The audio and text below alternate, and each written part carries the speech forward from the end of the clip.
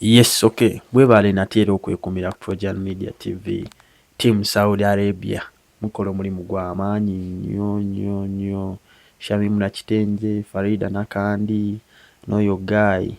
Ayina erinnya terina vowels wabula lirina nnyikuta zonna naye temuli vowel yadde n'emu. Nico Angel n'abalala bangi abasubscribinga to Trojan Media TV n'okuba nga bagoberera ensonga nga bwe zitambula Trojan Media TV. Buli ke tuteekayo ne muviewinga ne mukomentinga mwebale tusiimira ddala. Mukola omulimu gw'amaanyi nga bwe nabagamba 1st January WhatsApp group ejja maaso awo ngenda kuba nteekawo scroll ng'eriko ennamba gye mulina oweerezaako text.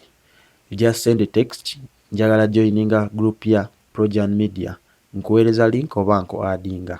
N'abamu mugenda fuuka ba admin mweno WhatsApp group tubeere nga family egejja tusobole okuba nga ekintu tukitambuza. Subscribers 20k by end of January, by end of December ndoza tunaatera okituukako kuba wabula ennaku nga 2 era tubulayo katono nnyo, so twongeremu amaanyi. Weereza mukwano go link mugamba subscribing tubeere nga tukituukako nga family. Ensonga endeese olunaku lwaleero y'ensonga ya musajja mukulu Cats Edwin Katamba bawa fille Cats Music CEO. Oyo leero gwe njogeddeko ku Friday yalina show ye gye bayita King of the Mic nga yali awo ku web launch. Era ebintu okusinziira ku season ewedde kwange no yadde season ya 2 okusinziira ku season ewedde ng'ebintu gye byatambulamu this time round ebintu tebyabadde birungi olwa turn up yabadde ntono. After byonna byayiseemu nga okwannouncinga nga bw'alina siriimu yali step y'amaanyi bayire mu bulamu.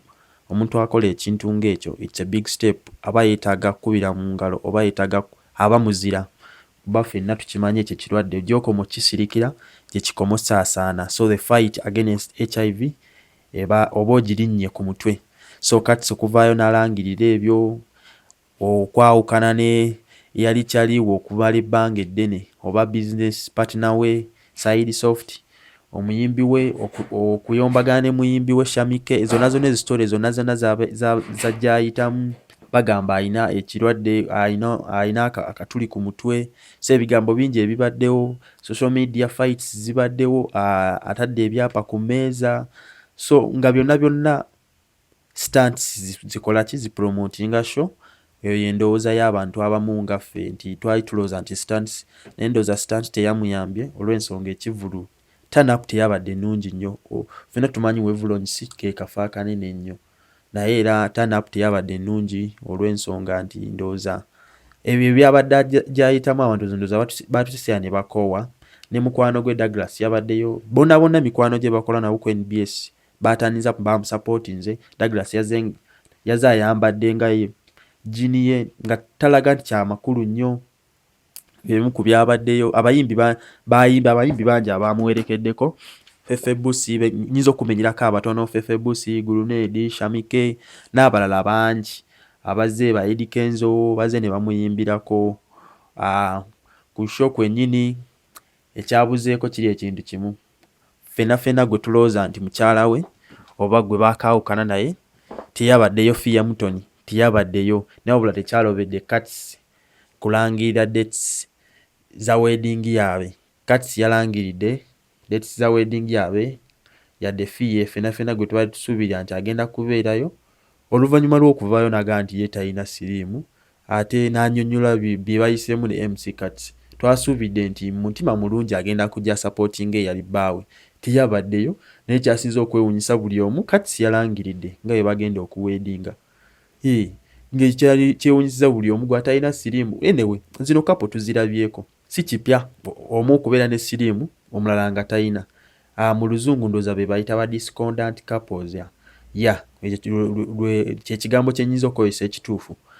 Ba discordant couples gye bali bangi ng'era Cats ndowooza alina fille bw'aba agamba nti they are going to wed, nti bagenda kubagatta empeta mu butongole, they are going to make it official, they are going to make their bonking official, then bajja kuba discordant couple kubanga Cats yavuddeyo n'agamba alina siriimu. Kiba kitegeeza fille bwe yeegaana mutalina siriimu, they are discordant couples, omu alina omulala talina. Kisobokera ddala bulungi. Ate Cats yavaayo n'agamba teri ku bakazi be, kiba kitegeeza talina omu.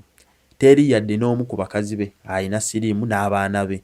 Kiba kitegeeza omuntu amaze ne siriimu emyaka nga 9, myaka 8 yavayo n'agamba sirimu n'emyaka 8. So ndowooza kyesinza okukola headlines ebifaananyi ngenda kuba mbikulaga awo nga woobiraba ebitambula ebyabadde mu gundi mu King of the Mic yabadde ku Wavulonje ebifaananyi byebyo nga woobiraba abantu banyumiddwa yadde turn-up yabadde y'amaanyi nga ekyali ekisuubirwa olw'ensonga essaga zonna ezibaddewo Katsi abadde ku mimwa gy'abantu abasinga ne bawagizi batono abalabiseeko.